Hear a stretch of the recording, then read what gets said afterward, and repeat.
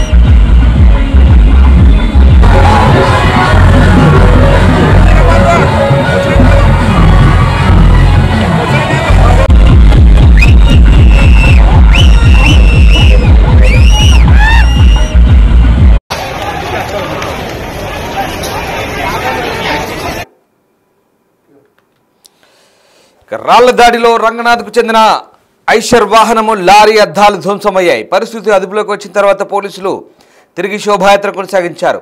ఎన్నికల ముందుకు కాకర్ల రంగనాథ్ వైకాపా నుంచి టీడీపీలో చేరారు. ఎన్నికల తర్వాత ప్రభాకర్ రెడ్డి రంగనాథ్ వర్గాల మధ్య వివాదం తలెత్తింది. మొత్తం మీద తాడిపత్రిలో పరిస్థితి ఉద్రిక్తంగా మారింది.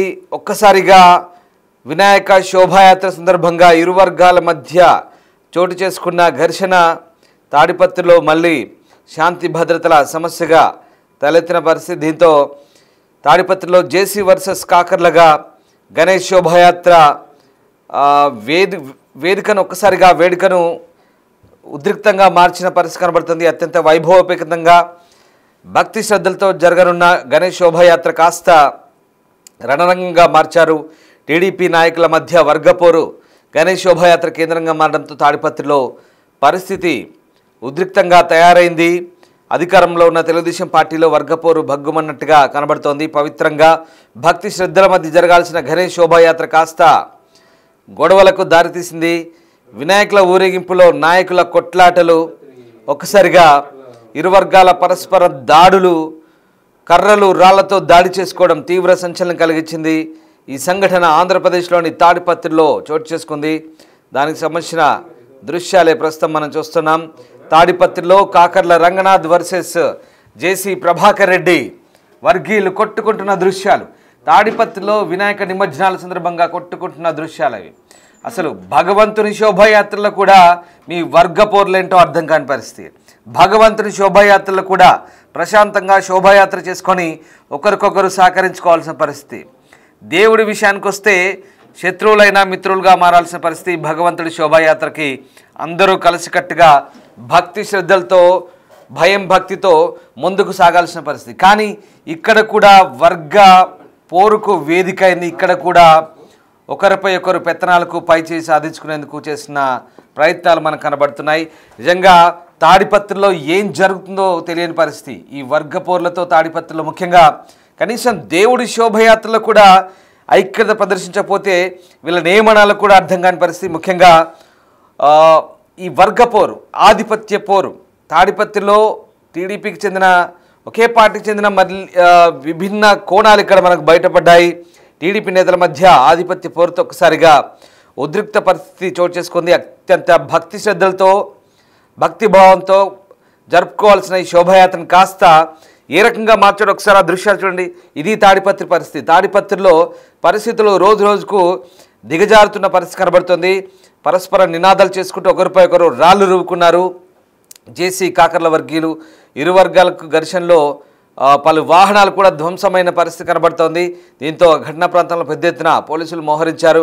ఇరు వర్గాలపై లాఠీ చార్జ్ చేసి చెదరగొట్టారు. ప్రస్తుతానికైతే పోలీసులు కేసు నమోదు చేసుకొని దర్యాప్తు చేస్తున్నారు. ఇక ఇరు వర్గాలను శాంతింపజేసి తర్వాత శోభాయాత్రను కంటిన్యూ చేసిన పరిస్థితి కనబడుతోంది.